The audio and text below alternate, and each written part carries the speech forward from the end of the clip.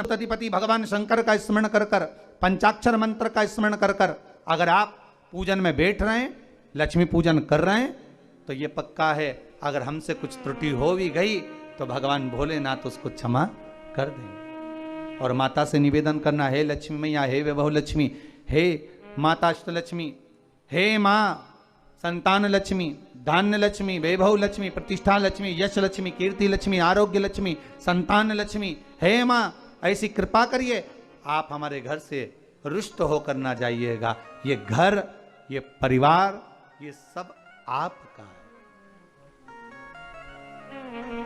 सब आपका, ये किसी दूसरे का नहीं। मां पूजन करते समय माता लक्ष्मी से जरूर कहें, मां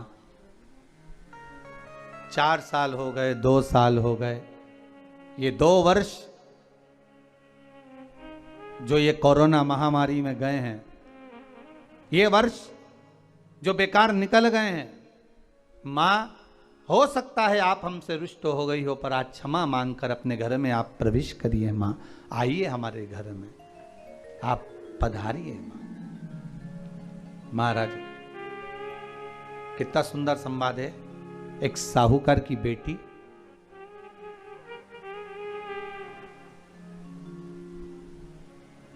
साहूकार की पुत्री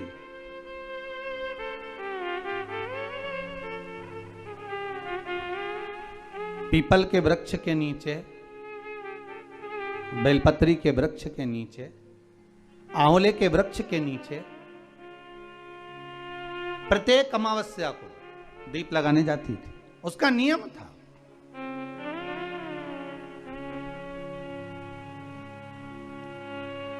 साहूकार की पुत्री प्रत्येक अमावस्या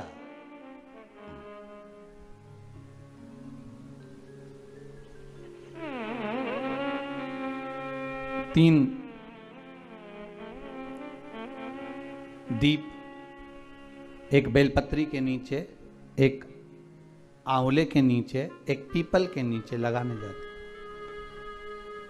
महाराज आज नारायण ने कृपा कर दी, और क्या कृपा करी कि आज सरस्वती, पार्वती और लक्ष्मी तीनों इन वृक्षों के नीचे जाकर विराजमान हो गई। पार्वती मैया तो पहले से ही बेलपत्री के नीचे है,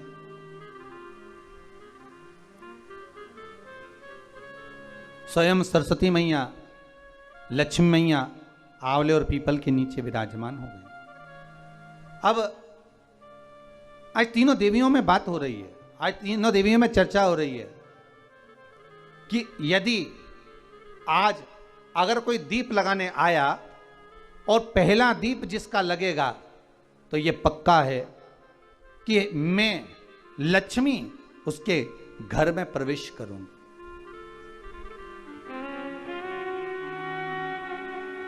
सरस्वती जी बोली, जो पहले बार दीप लगाने के लिए प्रथम में आएगा, मैं उससे अपनी सहेली बना लूंगी, उसको अपनी मित्र बना लूंगी। पार्वती जी बोली, जो प्रथम दीप लगाने आएगा, पार्वती जी कहती हैं, मैं भगवान शिव से कहकर उनका कल्याण करवा दूंगी। अब ये साहूकार की बेटी, वो साहूकार जो कहने का तो साहूकार था, धन पूर्व में बहुत था, पर अब इसके पास में कुछ भी नहीं बचा था। देखिए, सुख दुख तो जीवन में चलता रहता है। आज सुख है, कल दुख है, फिर दुख है, फिर सुख है, ये जीवन में चलता रहता है। भगवान ने दिया, हो सकता है पूर्व में आपके पास में खूब धन होगा, वैभव होगा, सत्ता होगी, फैक्ट्रियां भी होंगी, दुकान भी होगा, धंधा भी होगा, पानी भी होगा, सब कुछ, सारी सत्ता आपके पास में होगी, पर समय की घड़ी किसने देखी है साहब? कौन देखा घड़ी को, कौन देखा पल को? इसीलिए कहते हैं ना, बार बार कहते हैं, तेरा पल पल बीता जाए, मुख से जप ले नमः शिवाय, ओम नमः शिवाय, ओम नमः शिवाय। बड़ी मुश्किल से मिलता है।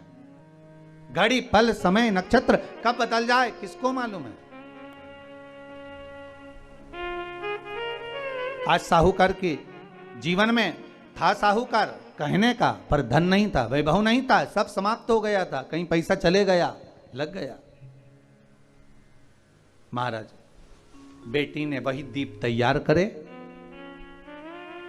दीपावली की अमावस्या नहीं थी, पर दूसरी जो अमावस्या थी उस अमावस्या पे उसने दीप लगाया। जैसे ही दीप लगाया, 3 देवियों ने आवाज लगाई, अरे सखी सुनो तो। साहूकार की बेटी बोली, किसकी आवाज आ रही है? अरे सखी सुनो तो। सखी ने कहा, क्या बात है? आवाज आई, 3 सुंदर स्त्रियां, बड़ी सुंदर युवती बनकर, सुंदर आभूषण वस्त्र पहनकर बैठी हुई थी। एक ही जगह पर तीनों बैठी हुई हैं। इसी को त्रिवेणी कहते हैं महाराज। जो त्रिवेणी का जो वृक्ष होता है, उसमें 3 त्रिवेणी का जो वृक्ष होता है उसमें दिए लगाने का बड़ा महत्व होता है, तो इसी को त्रिवेणी कहते हैं। तीनों बैठी हुई थी। अब तीनों बैठी, आवाज लगाया, हम आपको सहेली बनाना चाहते, सखी बनाना चाहते, आप हमारी सहेली बनेंगी? अब इस साहूकार की बेटी को लगा, ये तो बहुत पैसे वाली दिख रही हैं, धनपति दिख रही हैं, और मैं तो गरीबड़ी, और ना जाने में अगर इनकी सखी बन गई तो फिर इनको क्या मुझे देना पड़ जाए, कोई भरोसा है? इसलिए शास्त्र कहता है कि मित्र भी बनाओ तो सोच समझ कर बनाओ। मित्र भी बनाओ तो सोच समझ कर बनाना। ज्यादा धनपति मित्र बन गया तो मन में आएगा कि जब ये घर आएगा तो इसको घृत का भोजन तो कराना ही पड़ेगा, घी का भोजन तो कराना ही पड़ेगा। इसलिए मित्र भी बने तो ऐसा बने कि जो आपके सम्मुख में हो, उसको धन और वैभव से मतलब ना हो, उसको सत्ता से मतलब ना हो, आप उसको केवल आप से मतलब, आपकी मित्रता से मतलब। साहूकार की बेटी ने कहा, मैं आपको कल बताती हूं, मेरे पिताजी से पूछूंगी मैं आपको मित्र बनाऊं कि ना बनाऊं। ठीक है, चलिए घर पहुंची। पिताजी, मुझे 3 सखियां मिली हैं, एक सरस्वती है, एक पार्वती है और एक लक्ष्मी है। अच्छा, पीपल, आंवला और बेलपत्र तीनों वहां विराजमान। अच्छा, क्या कह रही हैं? सखी बनाना चाहती है। पिताजी ने कहा, बन जाओ सखी, सखी बनने में दिक्कत क्या है, बनो। अब दूसरी अमावस्या पे जब वो गई और जाकर उसने कहा कि मैं आपकी सखी बन सकती हूं, तीनों प्रसन्न हो गईं। तो उसमें से एक सखी माता लक्ष्मी ने कहा कि चलो आज तुम हमारे घर चलो, हम तुम्हारा सम्मान करना चाहते हैं। सखी को माता लक्ष्मी अपने घर ले गई। साहूकार की बेटी को जब घर लेकर गई, सुंदर सोने की चौकी, सोने की थाली और सोने के गिलास, पकवान एक से बढ़कर एक माता लक्ष्मी ने जब साहूकार की बेटी के सामने परोसे, इधर माता सरस्वती, इधर माता पार्वती नजदीक में बैठ गईं और साहूकार की बेटी पकवान को पाने लगी। साहूकार की बेटी पकवानों को पा रही है, भोजन ग्रहण कर रही है। अब भोजन करने के बाद साहूकार की बेटी चली गई। अब जाते से ही माता लक्ष्मी जी ने कहा, सुनो सखी, अगली जो अमावस्या आ रही है, आपको मालूम है वो कौन सी अमावस्या है? नहीं। कहा, दीपमालिका, दीपावली की अमावस्या, आपको मालूम है? ओहो, पर एक बात हम आपको कहें। लक्ष्मी जी बोली, एक बात हम आपको कहें। हाँ बोलिए। हम चाहते हैं इस अमावस्या को आप हमारे घर आई हो, अगली अमावस्या को हम आपके घर आना चाहते हैं, क्या आप हमें बुलाएंगी? सखी ने कहा, साहूकार की बेटी बोली, अगर आपका मन है आने का तो आप आओ, मना नहीं है, साहूकार की बेटी हूं मैं।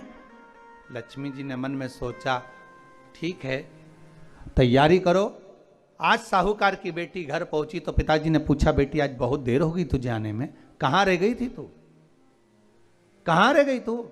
बेटी कहती है, 3 सखियों के घर गई थी, आने में देरी हो गई, पर मेरी सहेली माता लक्ष्मी जी कह रही हैं कि अमावस्या के दिन मैं तुम्हारे घर में आऊंगी। तो पिताजी ने कहा उसमें क्या दिक्कत है, तैयारी करो। तो पिताजी घर में अपने खाने के लिए तो कुछ नहीं, तो माता लक्ष्मी को क्या खिलाएंगे। कई लोग कहते हैं कि दीपावली पे ना तो हमारे यहाँ घी है, ना हमारे यहाँ तेल है, ना हमारे यहाँ कपास है, ना हमारे यहाँ पर मिठाई बन रही है, ना हमारे यहाँ अच्छे वस्त्र हैं, हम क्या पहने माता लक्ष्मी को रिझाने के लिए। परशु महापुराण की कथा कहती है अगर आपका भरोसा, आपका विश्वास, आपकी दृढ़ता परमात्मा के चरणों में लगी है तो परमात्मा लक्ष्मी पूजन की व्यवस्था भी वही कर देगा कि लक्ष्मी जी का सम्मान कैसे करना, आदर कैसे करना है। घर में बच्चों का विवाह होता है, टेंशन आपको होता है, परमात्मा पर छोड़ दो, भगवान विवाह कराने वाला होगा, भगवान पाणिग्रहण संस्कार कराएगा, भगवान व्यवस्था करेगा, क्योंकि जन्म उसी ने दिया है तो मृत्यु भी वही देता है। जन्म उसी ने दिया है तो पाणिग्रहण संस्कार भी वही करा देता है। क्यों सोचना। साहूकार ने कहा बेटी तो इतनी जल्दी हिम्मत हार गई कि तेरे घर में कुछ नहीं है। गाय का गोबर ला, लीपन कर, घर को पोंछ, कचरा उठाकर बाहर फेंकिया। पिताजी घर में तो कचरा भी नहीं है कि जिसका प्रयोग करा जाए। कचरा उठाकर बाहर फेंकिया। चौक पूर, पिताजी चौक पूरने के लिए तो मेरे पास में कुछ है ही नहीं, जो दीवार पर पोत रही है वही मिट्टी को पोत दे, चौक पूर दे। उनके घर गई थी, सोने की चौकी पर सुंदर आनंदमय भाव से बिठाया है मुझे, सुंदर सोने की थाली में भोजन कराया है मुझे, अब मैं क्या दूं। पिताजी कहते हैं अगर लक्ष्मी आपकी सहेली अगर आ रही है, बड़ी धनपति है, तो व्यवस्था भी वही करेगी।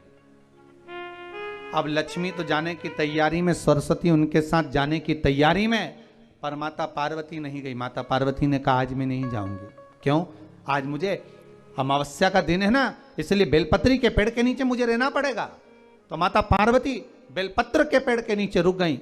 अब ये दोनों जाने के लिए तैयारी करी। लक्ष्मी और सरस्वती जाने लगी, साथ में उन्होंने गणेश जी को ले लिया, रिद्धि सिद्धि को ले लिया और साहूकार के यहाँ जा रही हैं। जैसे ही साहूकार के यहाँ जा रही थी, इतनी देर में माता पार्वती को लगा कि इसके पास में जिमाने के लिए, रखने के लिए कुछ नहीं है। माता पार्वती ने एक चील का रूप लिया और उड़ती हुई एक राजकुमारी के हार को, रतन जड़ित हार को लेकर मां पार्वती गई और साहूकार के घर में उस फेंक दिया। साहूकार के दरवाजे पर जैसे फेंका, बेटी ने झाड़ू लगाते समय देखा कि कचरा, ये हार कहां से आ गया। पिताजी को दिखाया, अल्लाह मैं जाऊं, और साहूकार लेकर गया हार को।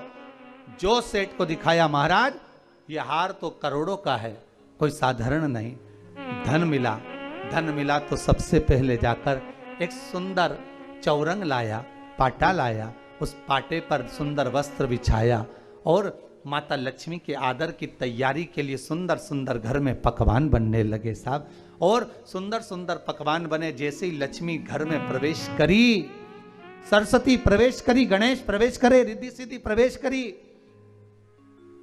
लक्ष्मी जी ने पहला संबोधन कहा, क्यों सखी, तू तो कह रही थी कि मेरे पास में कुछ भी नहीं, फिर इतना सारा सामग्री कहां से आ गई। सखी कहती है, मेरे पिताजी कहते थे जिसके मंदिर में दिया लगाया है, जिस वृक्ष के नीचे दिया लगा कर आई है, जहां जिस देवता को पूछ कर आई है, विपदा की घड़ी में वही देवता आकर खड़े होते हैं। ना जाने कहां से हार मिल गया, ना जाने कब प्रसाद बन गया। लक्ष्मी जी ने ध्यान लगाकर देखा, आखिर पार्वती क्यों नहीं आई थी। समझ में आ गया कि एक सखी पूरी व्यवस्था करने में लग गई थी। ऐसी है मेरी माँ लक्ष्मी, ऐसी है माँ पार्वती, ऐसी है माँ सरस्वती। उनकी आराधना 3 दिन से आप पाटा लगाकर पूजन कर रहे हो।